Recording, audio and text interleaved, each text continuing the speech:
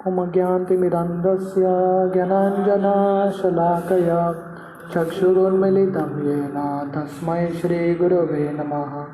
श्रीचैतन्यमनोभीष्टं स्थापितं येन भूतले स्वयं रूप कदा मह्यं ददाति स्वपदान्तिकं।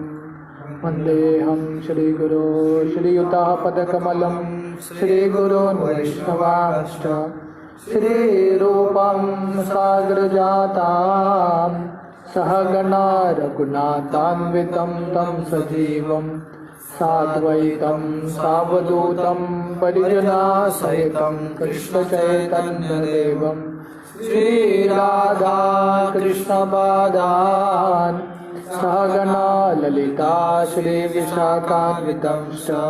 नमो ॐ विष्णुपादाय कृष्णप्रेष्ठाय भूतले श्रीमते भक्तिवेदान्त स्वामी इति नामिने। नमस्ते सरस्वती देवे गौरवाणी प्रचारिणे निर्विशेष शून्यवादी पाश्चात्यदेशतारिणे।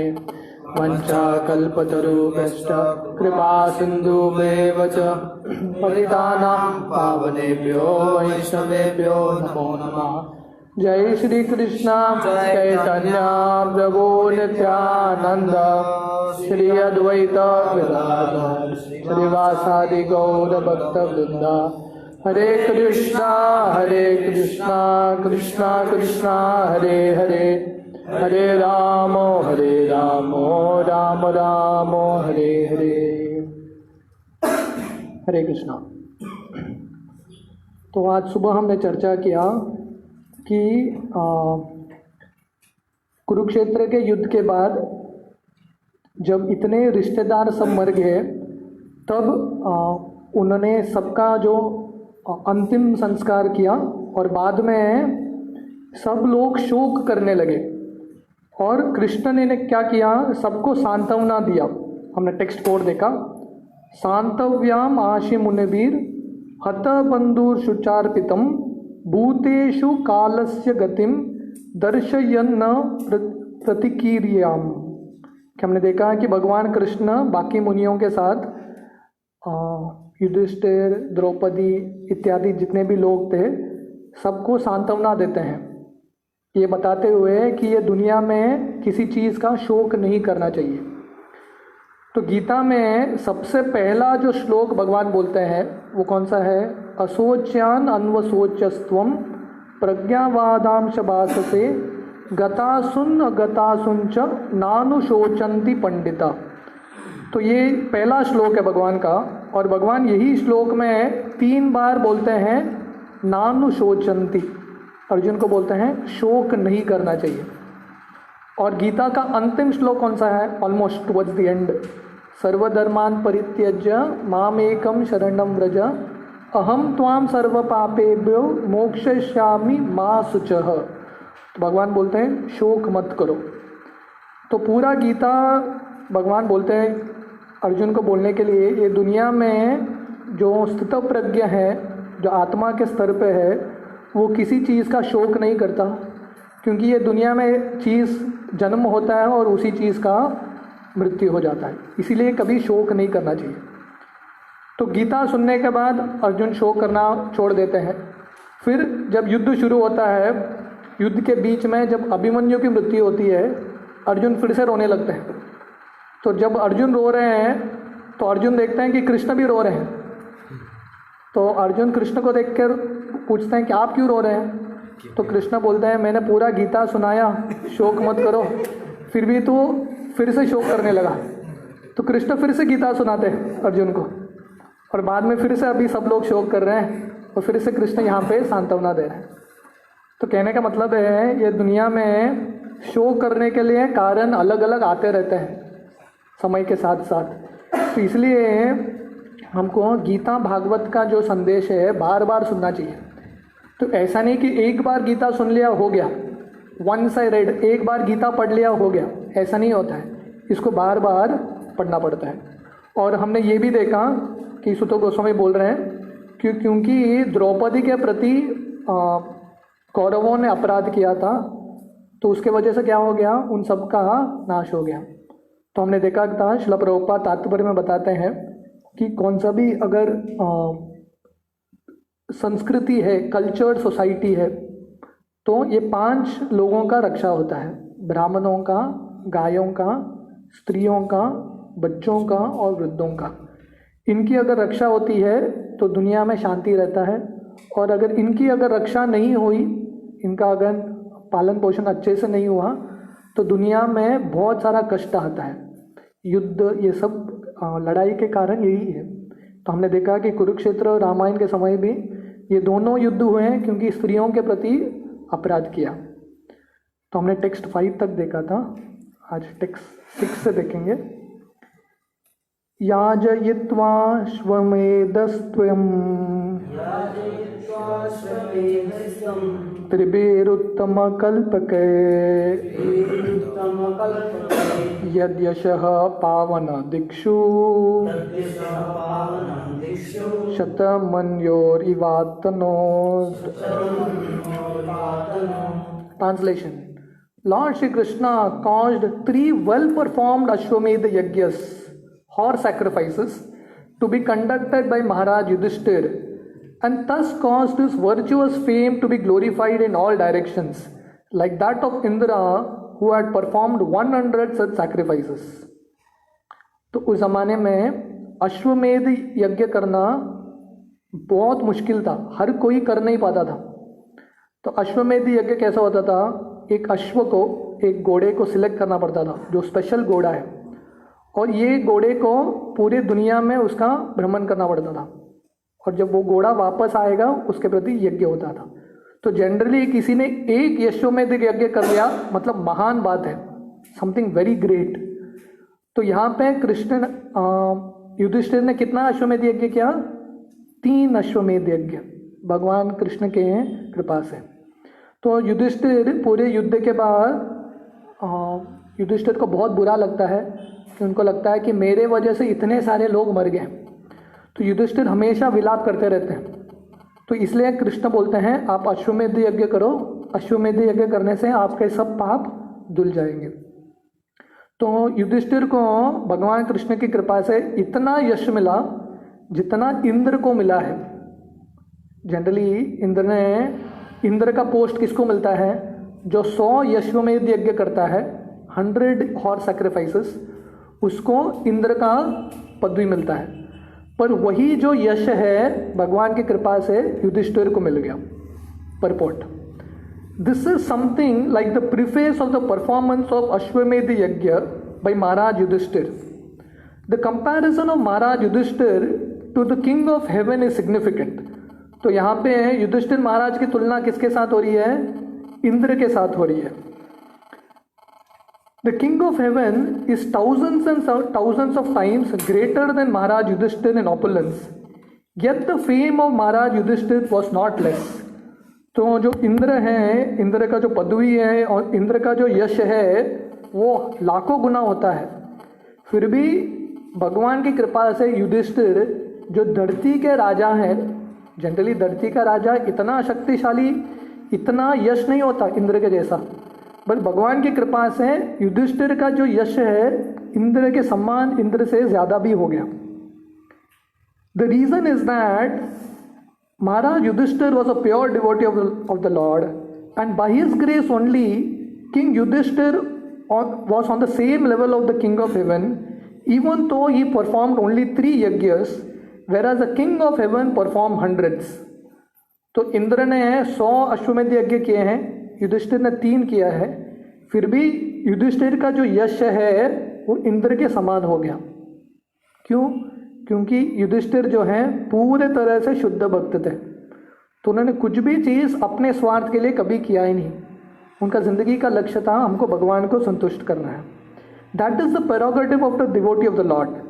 The Lord is equal to everyone, but the devotee of the Lord is more glorified because he is always in touch with the all great.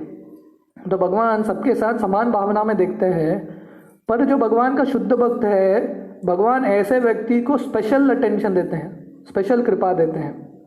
The sun rays are equally distributed, but still there are some places which are always dark. This is not due to the sun but due to the receptive power. जो सूर्य की प्रकाश है, सूर्य सब जगह प्रकाश देता है, पर थोड़े जगह अंधकार में क्यों रहते हैं? वो सूर्य के वजह से नहीं है। वो जगह है, अगर गुफा है वहाँ पे सूरज की किरण पहुँचती ही नहीं है, वो गलती सूरज का नहीं है, वो जगह का गलती है। Similarly those who are 100% devotees of the lord get the full fledged mercy of the lord which is always equally distributed everywhere. तो ऐसा नहीं कि भगवान अपने भक्तों के प्रति स्पेशल कृपा दिखाते हैं, नहीं, हर कोई वो कृपा पा सकता है, पर भगवान के जो शुद्ध भक्त हैं, क्योंकि इतने शुद्ध हैं, वो भगवान की कृपा को आकर्षित करते हैं, राइट। तो हर कोई अगर शुद्ध बनेगा तो इस तरह से उसको भी यश मिलेंगे। जैसे शिला प्रभुपाद इतने शुद्ध भक्त थे, तो वो प्रभुपाद निस्वार्थ भावना से कृष्ण की गुणगान करते हैं। जनरली कोई भी आचार्य, कोई भी गुरु संस्था बनाता है तो खुद के नाम से संस्था बनाता है कि नहीं? पर प्रभुपाद ने संस्था बनाया, संस्था में उनका नाम है ही नहीं, international society for Krishna consciousness. तो प्रभुपाद चाहते थे कि हमेशा कृष्ण का गुणगान होना चाहिए। पर कृष्ण ने क्या किया? क्योंकि प्रभुपाद के पास बिल्कुल स्वार्थ नहीं था नेम फेम का, पर कृष्ण ने प्रभुपाद को बहुत सारा यश दिया। अभी प्रभुपाद का इतना गुणगान हो रहा है सब जगह। क्यों? क्योंकि प्रभुपाद शुद्ध भक्त हैं, अपने लिए कुछ चाहते नहीं है। वैसे युधिष्ठिर क्यों? क्योंकि अपने लिए कुछ चाहते नहीं थे, पूरे तरह से कृष्ण की सेवा में लगे थे, तो भगवान ने युधिष्ठिर को बहुत सारा यश दे दिया।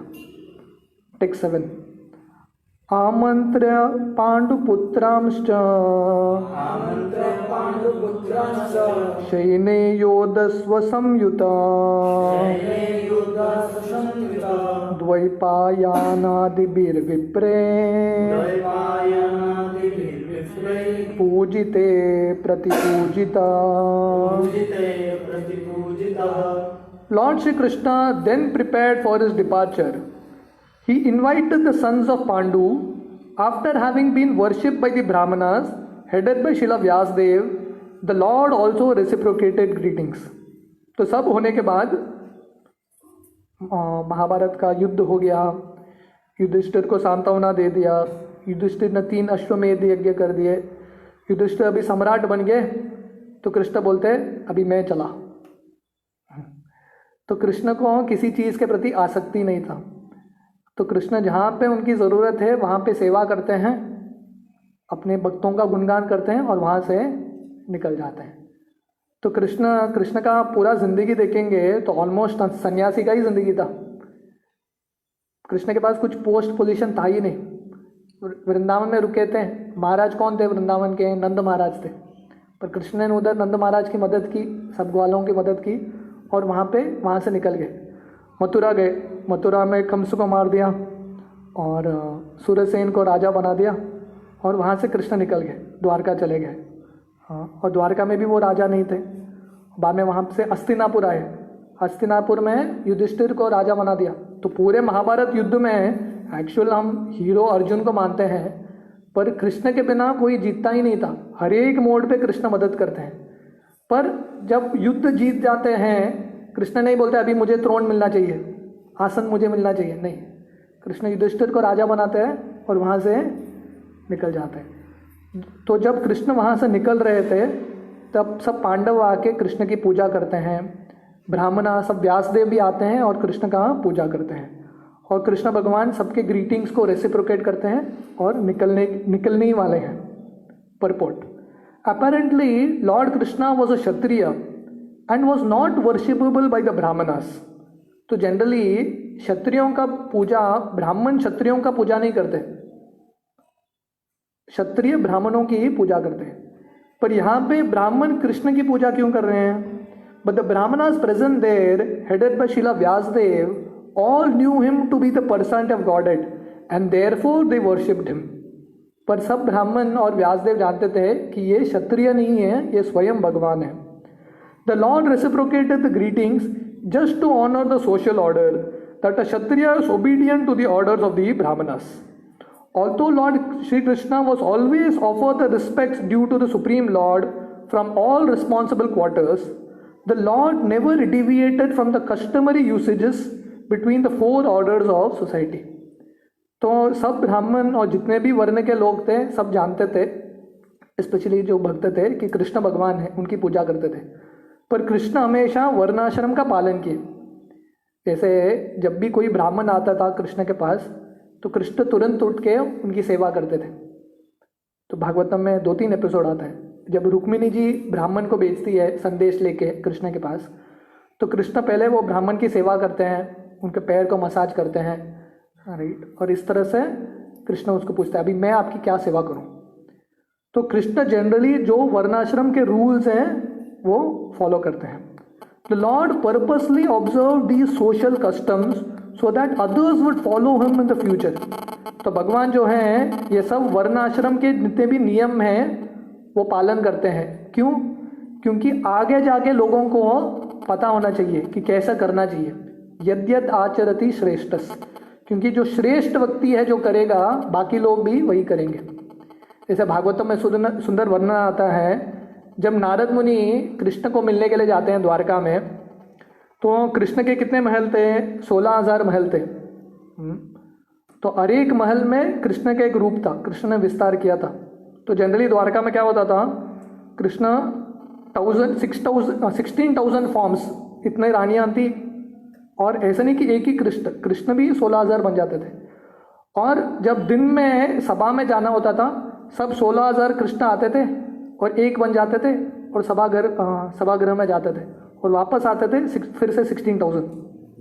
तो एक बार नारद मुनि आते हैं देखने के लिए कि कृष्ण अपना गृहस्थी कैसे चला रहे, राइट। इतने सारे पत्नियां हैं, कृष्ण कैसे चला रहे हैं। तो नारद मुनि जाते हैं पहले महल में जहाँ पे रुक्मिणी जी है। तो वहाँ पे जब जाते हैं तब देखते हैं कि कृष्ण कुछ तो सेवा कर रहे हैं, अपने बच्चों का ख्याल रख रहे हैं। तब जब नारद मुनि को आते हुए देखते हैं तो कृष्ण तुरंत उठ के उनकी सेवा करने लगते हैं। तो नारद मुनि बहुत खुश हो जाते हैं। अगले महल में जाते हैं तो अगले महल में कृष्ण और कुछ कार्य कर रहे हैं। पर जब नारद मुनि को देखते हैं कृष्ण ऐसा बिहेव करते हैं कि पहली बार देख रहे हैं, तो फिर से बुलाते हैं, नारद मुनि आप आए, हमारा भाग्य है, उनकी सेवा करते हैं। तो नारद मुनि दूसरे महल में जाते हैं, दूसरे महल में भी कृष्ण उतने ही उत्साह के साथ सेवा करते हैं नारद मुनि की, जैसे पहले बार आए हैं। क्यों कृष्ण कर रहे हैं ये? क्योंकि कृष्ण हमको सिखा रहे हैं कि कैसे वर्णाश्रम का पालन करना चाहिए। कृष्ण भगवान को करने की ज़रूरत नहीं है, फिर भी वो हमको सिखा रहे हैं कि कैसे जो क्षत्रिय हैं उनको ब्राह्मणों की आराधना और मर्यादा देना चाहिए। Text 8, गंतुम कृतमतिर्ब्रह्मन् द्वारकां रतमास्थिता उपलेभे विधावन्तीं उत्तरां वयवीवलां। Translation: As soon as he seated himself on the chariot to start for Dwarka, he saw Uttara hurrying toward him in fear. तो कृष्ण रथ पे बैठ गए द्वारका की ओर निकलने के लिए। हस्तिनापुर में उनका लीला समाप्त हो गया। तो अब वो क्या देखते हैं, उत्तरा डर से भाग के कृष्ण के पास आती है। उत्तरा कौन है? हाँ, अभिमन्यु की पत्नी, परीक्षित की होने वाली माँ। Purport: All the members of the family of the Pandavas were completely dependent on the protection of the Lord, and therefore the Lord protected all of them in all circumstances. तो पांडवों के घर के हर एक जो सदस्य है उनका एक खासियत था, वो पूरे तरह से भगवान के शरण पे निर्भर है, कंप्लीटली डिपेंडेंट। तो यहाँ हमने देखा कि पिछले अध्याय में द्रौपदी पूरा निर्भर रहती है कृष्ण के ऊपर, और यहाँ पे उत्तरा भय से कृष्ण की ओर आती है और कृष्ण की रक्षा मांगती है। The Lord protects everyone, but one who depends completely upon him is specially looked after by the Lord. तो भगवान सबकी रक्षा करते हैं, पर जो भगवान की रक्षा पे बहुत ज़्यादा निर्भर है, भगवान उनकी रक्षा और ज़्यादा करते हैं।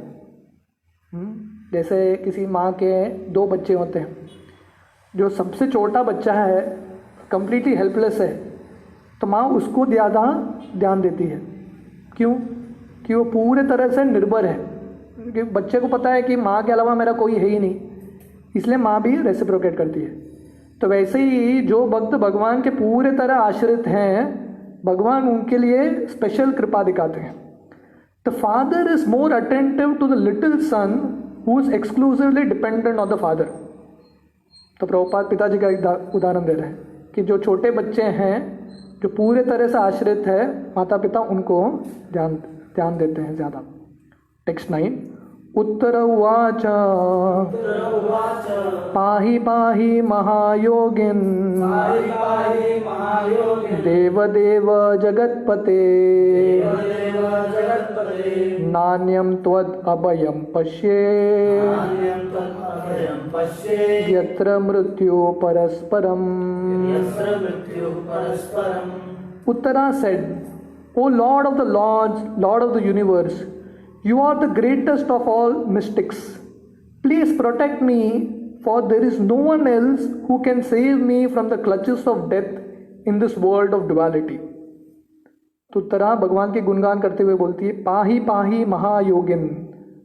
तो वो कृष्ण को बोलती है, आप सबसे बड़े योगी हैं, ग्रेटेस्ट मिस्टिक। देव देव जगतपते, जितने भी देव हैं आप उन सब देवताओं के देव हैं। Lord of the universe, Jagannath. तो इसलिए आप मुझे मेरी रक्षा कीजिए। नान्यम त्वत् अभयम पश्ये यत्र मृत्यु परस्परम, ये दुनिया के भय से, स्पेशली मृत्यु से मुझे बचाइए। Purport, this material world is the world of duality in contrast with the oneness of the absolute realm. तो ये भौतिक दुनिया मतलब द्वंद्व का दुनिया है, सब कुछ पैर्स में होते हैं, द्वंद्व। The world of duality is composed of matter and spirit, whereas the absolute world is complete spirit without any tinge of material qualities। तो ये भौतिक दुनिया में भौतिक चीज़ भी है और आध्यात्मिक चीज़ भी है, मटीरियल और स्पिरिट का मिक्सचर है। जैसे हमारे शरीर में आत्मा भी है और भौतिक पदार्थ भी है, पर स्पिरिचुअल वर्ल्ड में क्या है, सब कुछ आध्यात्मिक है, भौतिक कुछ है ही नहीं उधर। In the dual world everyone is trying to become the master of the world, whereas in the absolute world the Lord is the absolute Lord and all others are his absolute servitors। तो ये भौतिक दुनिया में, द्वंद्व के दुनिया में हर कोई राजा बनना चाहता है, हर कोई भगवान बनना चाहता है, पर भगवान के आध्यात्मिक जगत में सब जानते हैं कि भगवान एक ही है। वो कौन है? कृष्ण है। और हम सब कौन है? भगवान के नित्य दास हैं। In the world of duality, everyone is envious of all others, and death is inevitable due to dual existence of matter and spirit। कि ये द्वंद्व के दुनिया में हर कोई एक दूसरे से ईर्ष्या करता रहता है और मृत्यु निश्चित है। The Lord is the only shelter of fearlessness for the surrendered soul। One cannot save himself from the cruel hands of death in the material world without having surrendered himself at the lotus feet of the Lord। तो किसी को अभय चाहिए, भय से मुक्त होना है कि तो भगवान के शरण जाना पड़ेगा, नहीं तो ये दुनिया में कोई मृत्यु से बच नहीं सकता। No one can escape. अगर आपके पास बहुत पैसा भी है तो ये गारंटी नहीं है कि मृत्यु नहीं आ सकता। आप मृत्यु को रिश्वत दे नहीं सकते कि मेरे पास मत आओ, नहीं, कोई बच नहीं सकता। अगर मृत्यु से बचना है, भय से बचना है, तो भगवान कृष्ण के शरण जाना पड़ेगा। टेक्स्ट 10, अभिद्रवन्ति मामीश शरस्तापयशो विभो कामन्दहतु मां नाथ मामे गर्भो नैपात्यताम्।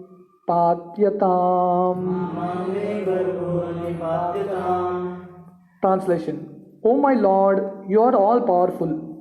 A fiery iron arrow is coming towards me fast.